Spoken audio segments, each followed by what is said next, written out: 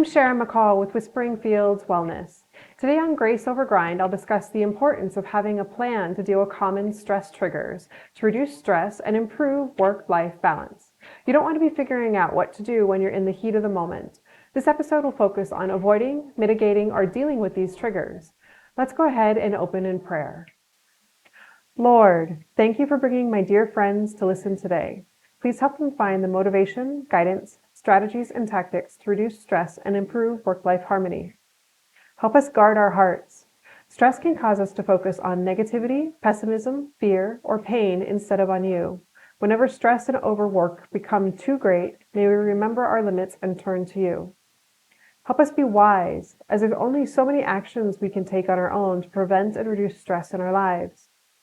We need your help to see what the next right action is. Give us clarity on what steps you want us to take and when. I pray all is well with every listener, healthy in body, renewed in mind, and strong in spirit. As they reduce stress and improve work-life balance, may they know your will and your love. In Jesus' name, amen. Today I'll cover a high-level view of stress management. 4 different types of action plans that you need, which are: what do you need to do in your routines to build resilience? What can you do to avoid triggers? How can you minimize stress when a trigger occurs? And how can you reduce stress after you're triggered? And then we'll do an exercise about putting together your common triggers action plan. Today's focus will continue from last week on external triggers. Remember, external is anything that's outside of your body, mind, and spirit. In a future episode, we'll discuss internal triggers and how to action plan those, as they require a different approach. Stress is a part of life. We are not going to live stress-free. Stress can be helpful when we are in an uncomfortable situation and grow from it. Yet when stress becomes chronic and pervasive, it has ill effects physically, mentally, relationally, and spiritually. Stress and negative coping behaviors just wear you down and drain you. In my experience, stress feeds on itself. When I got stressed about tight work deadlines, in my single-minded focus and drive, I skipped breaks and got hangry. You know, that horrible hungry and angry all at the same time. As a result, I would be irritable and overreact whenever somebody interrupted me, which would then just add tension in the relationship the next time I had an interaction with that person. Also, I would beat myself up afterwards for not controlling my response. But of course, because I was so focused on my deadline, I didn't address that immediately because it would have distracted me. And so as you can see, this kind of perpetuates itself. One thing leads to another and it just spirals on. I'm sure you've seen some of this pattern in your life. Chronic stress can lead to chronic disease. Stress magnifies other risk factors for chronic disease as well. So it's important to break the cycle before stress causes a breakdown. Whether you recognize it or not, you are managing stress right now. You are making choices in your actions to manage your stress right now. It's just that likely, since you're stressed, drained, exhausted by work, you're probably responding with more negative coping behaviors than positive ones. And this is why in the last episode, I asked you to start stress journaling. With self-awareness, you begin to recognize your automatic responses. Stress is hardwired in us as a survival tactic. So your reaction to stressors is where whatever you believe at that moment is most beneficial for your survival. Once a stress response is triggered, you're not responding from the thinking and emotionally intelligent parts of your brain. You're responding from the reptilian survival part of your brain. You have to be calm to being able to think clearly. You have to be calm to being able to make sure that you have your emotional intelligence in place as you're dealing with social interactions. And this is really important, so I want to make sure that I emphasize this again. Your perception of stress is instantaneous. Your body physically responds to that stress trigger faster than the speed of thought. Once you are in a stressful response, you react and perform automatic behaviors that will unconsciously or subconsciously get you the best outcome. This is not about thinking about it. This is the reason why you can jump out of the way of an oncoming car without even engaging or even being aware that you jumped out of the way and that car did not hit you. Right now, you are doing the best that you can with your current belief system and habits. And even if you're engaging in what your conscious mind identifies as negative coping behaviors, as Paul in Romans says, doing what you don't want to do. It's like when you're snapping, when you're in that stressed out, hangry mode, the words are out of your mouth before you even realize it as an offensive reaction. Remember, this is all about fight and flight. So when you say sharp things to people and to make them go away, it is your fight kicking in and being defensive at the same time. There is an underlying belief and set of experiences that determine that whatever your response is, that will result in the best outcome over a different one. And this is all automatic. This is all at the subconscious and unconscious level. So this is why through journaling, we can bring this up into self-awareness and bring it into more of our conscious thought, and then start being able to build habits that allow us to change what those automatic reactions are. Stress management requires proactive and reactive strategies. When you are stressed, there are stress reduction tactics that can help you calm down and relax. These are reactive strategies. You're already stressed and then you're looking to calm down. So some people focus mainly on this part of stress management: meditation, prayer, yoga, stretching, movement, or other self-soothing tactics. So think for a moment about some of the things that you do when stress gets to be too much. And if you need to, take a look at your journal and just take a look at what you recorded through the course of the week. Do you go for alcohol, tobacco? Maybe it's difficulty falling asleep, so you grab sleep aids, stress eating, zoning out with media, crashing just because you're like done and you can't handle anything else. Are your current behaviors hurting or helping you? Are they positive or negative coping behaviors? So are these things helping you to calm down in a way that you want, that supports your Christian identity? Or are they just taking you further away from it or potentially adding more stress to it that's going to end up building in a future situation? So pause the video for a moment to quickly jot these down. Feel free to pause the video when there are other activities through the course of the rest of this video. Let's move on to proactive approaches. Proactive approaches to stress management are all about having plans in advance to prevent stress and to reduce stress responses. Knowing your stress triggers, you can take steps to avoid or reduce the likelihood of encountering a trigger. For example, let's say that your stress for the day, it all depends on how your commute is. Do you pick the longer, more relaxing drive? Or do you take the stress-inducing route that has a lot of congestion? That's what I mean by avoiding the trigger or reducing the likelihood of encountering it. Similarly, you can take steps and plan to mitigate or minimize your response as you experience a stress trigger. So think about some of the things that you currently do to avoid or diffuse stressful situations. Some of these negative coping behaviors might be to argue, avoid, isolate, shut down, passive aggressive, burying yourself in more work. So as you think about your current behaviors and what you put into your stress journal, what's hurting and what's helping you? What's positive and what's negative coping behaviors? So take a moment and just to jot that down. In my opinion, though, the most effective approach to addressing stress is to combine changes in beliefs that are core to your identity with behavioral changes like the ones that we've just discussed.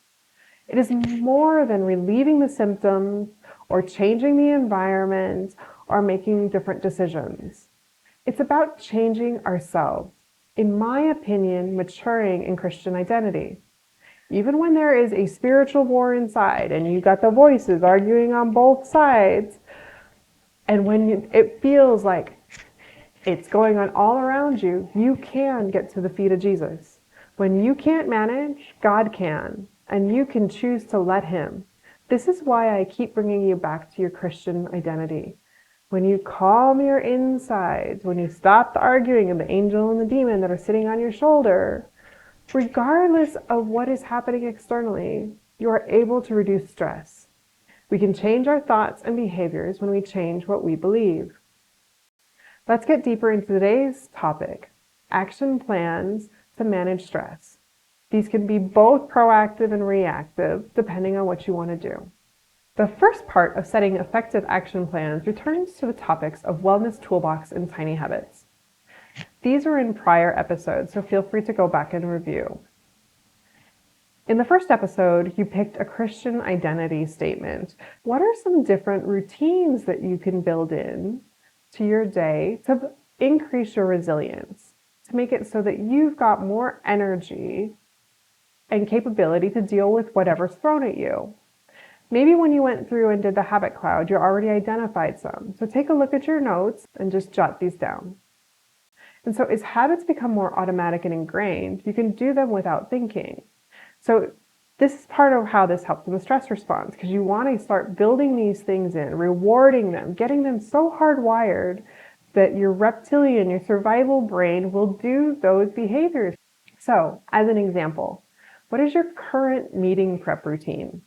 In the minutes before you call in or head into a new meeting, what are you doing to help yourself start off with a calm, emotionally neutral, and focused mindset? You don't want to carry anything into the meeting from whatever you just experienced. So if you're stressed about something else, you don't want to end up bringing it into this meeting. Nor do you want to end up bringing in worries about something that's in the future, that's later in the day, your upcoming interactions or outcomes that you want from this meeting. So do you need to create a small buffer of time with a few behaviors like prayer or getting organized or mentally and emotionally shifting gears to be in the present? Because if you allow it to snowball, or you're taking and layering stress onto itself, it's just going to make your day that much harder. So does it make sense for you to create this small little space and custom design a handful of these behaviors being able to help you? And soon they'll become automatic once you go through and you repeat that habit plan enough times. So that's the first part. The second part of setting an effective action plan to reduce stress is to see if you can avoid a stress trigger. So this has to be done positively. You know that you can't always avoid that one person in the office that frustrates you all the time, because you got to work with the guy. the bottom line. So as you think about that example that we did earlier about which way do you want to commute for your traffic, there's a choice there. You can change your environment and to being able to make the decision to have the one that avoids the most likely stress trigger. So for environmental and consumption types of stress triggers, trying to avoid the trigger is very effective. If you don't want to eat the donuts that the admin puts out every Friday and the temptation to stress eat is high, stay out of the area until they're gone, or ask if they could switch to something healthier. If having your work bag or work phone in the living room reminds you of everything still to be done at work and guilts you into working instead of spending the evening with loved ones, just leave it in the trunk of the car or on a charger somewhere. You want to change the environment and the behaviors that you do so that you are less likely to have the trigger engaged. That's what we mean by avoidance. So going back for a moment, though, to that person in the office that frustrates you. So I know you can't really avoid them, but there may be another way that you can end up eliminating the trigger. So from your journal work, are you uncovering a little bit more of the why this person frustrates you? Maybe there's something you can do to resolve the situation so it's not stressful to interact with the person anymore. So let me share a little bit of a story about a similar situation that I had. And it took a little bit of inner archaeology to figure this one out. There was this one guy that irrationally, he just got on my nerves and I just wanted to run away every time I talked to him. He never did anything to me. He was a nice guy, a little socially awkward. That was it. And because I didn't get along with him, he kept trying harder and harder to fix the relationship. So I knew I had to deal with this and figure a way to being able to get this work. I finally identified that there was someone from my childhood who had used Head and Shoulders shampoo, was a touchy talker, and would regularly corner me on the bus. So I felt trapped every time I was in a conversation with this person.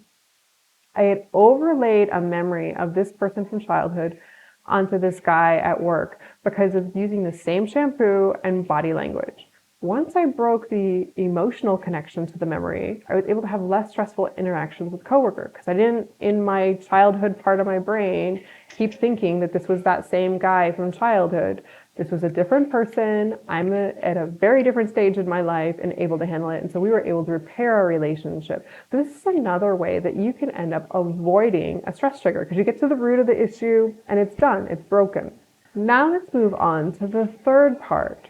How do you proactively plan to reduce stress when you encounter a trigger? You want to identify when you can reasonably predict a trigger or if there's ways to detect it before a stressor occurs. As an example of the latter, maybe whenever you're hungry, you're angry, anxious, lonely, you're tired, just everything, no matter what, becomes more stressful. So your early detection may be and part of your action plan is that when you're feeling one of these, that you just take a break and you address the issue so that you have better resilience for anything else that comes up. So that's the way to being able to have a plan for what to do when you have that detection of a potential stress trigger. Now going back to your stress journal. You may have noted a few patterns that can allow you to start predicting people, places, activities, or things that stress you out. You'll want to develop a plan of what you will do to build resilience beforehand or to escape from that stressful situation. For example, the coworker that keeps asking for favors, escape by saying maybe or no. It's absolutely appropriate to some of these requests so that you don't overcommit yourself with more work and get stressed out about it. The fourth part of your action plan is to reduce stress after the trigger occurs. You'll want it in your toolbox a handful of simple and easy calming and relaxing exercises. The sooner that you can get yourself calmed down, the less impact stress has on you. If you tend to comfort yourself with alcohol or food, you'll want these to be hard to access and have alternatives that are easy to reach. I recommend prayer, focusing on your Christian identity before you choose anything else. 4 different parts of the action plan are: 1, what do you need to do in your routines to build resilience?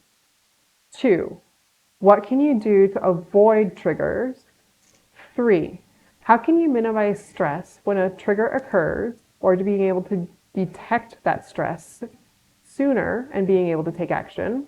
And 4, how can you reduce stress after you've been triggered?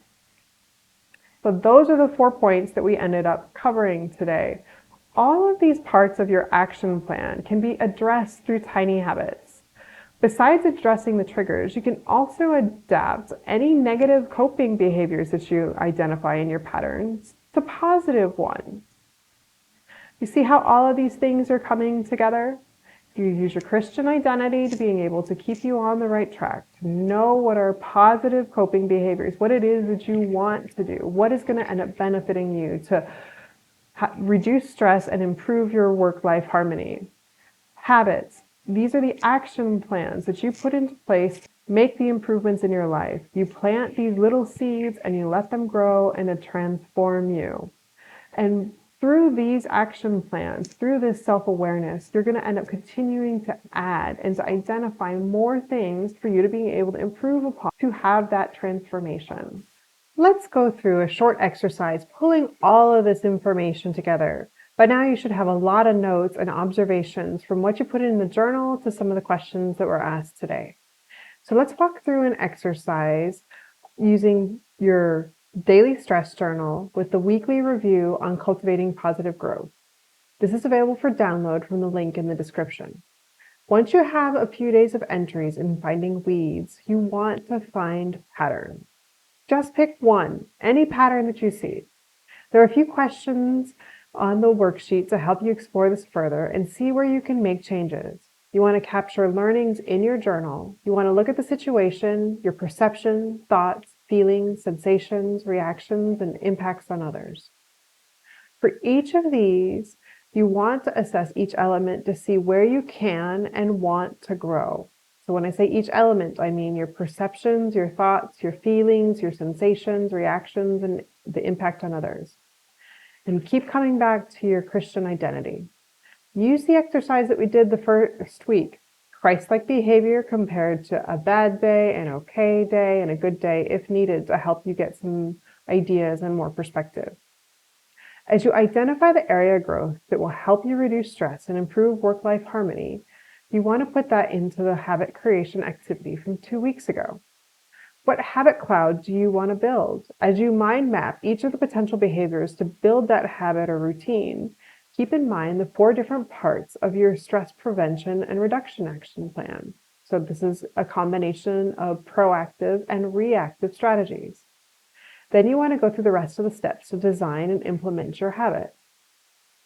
Anything that you don't turn into a new habit to implement for the next week, you want to keep on a log for when you're ready to add more.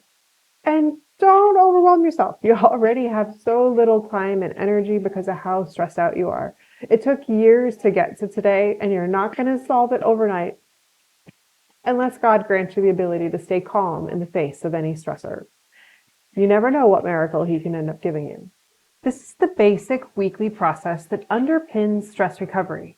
Between these episodes, the habit building guide, the journal templates, and the supporting emails that you get for the download, you will have enough to start DIYing your stress recovery. All the links you need are in the description below. I want you to break free of chronic stress and to have greater work-life harmony. I believe that through these simple, short exercises, you can make the changes you desire. Any questions on the exercise, email them to Sharon@whisperingfieldswellness.com. True transformation begins when you acknowledge that through your self-will and efforts, you have not been able to resolve your stress or your tendency to prioritize work over everything else in your life. But God can, if you let Him. God's got a plan for you to thrive and flourish and will guide and direct you as you grow in your Christian identity. If you grab this and keep working on this self-will, it's going to just continue in the same circles that you had because you've been working on this already for a while. So in the next few episodes, we'll explore more topics in the Wellness Toolbox, go further into habit building, and cover personal stress triggers. I know this was a high-level run-through on action planning based on stress journaling. So click the link to download my journal worksheets to help you cultivate greater awareness. There's more than just the tools shared today in the download. Or if you want to work with me, because you've been trying this DIY approach for a little while and you see the benefit of it and you want to go deeper, click the services link below. When you work with me, I will take you into behavioral analysis and coaching deeper into addressing your stress and tendency to overwork. We'll be able to fine-tune your approach to habit building. As a Christian stress recovery coach, I'm here to help you explore more of what underlies your stress and imbalance and ensure that you have the motivation and accountability to make the changes you desire in your life. I can come alongside to support and encourage you and share a few strategies and tools to help you with mindset, lifestyle, and diet changes. See you in the next episode. Have a blessed day.